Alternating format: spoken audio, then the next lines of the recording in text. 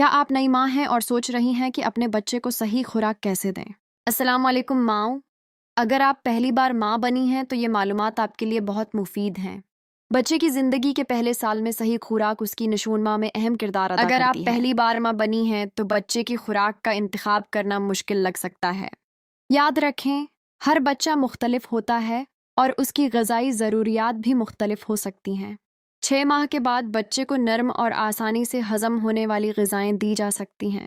گھر میں بنی ہوئی خوراک اکثر تازہ اور محفوظ ہوتی ہے۔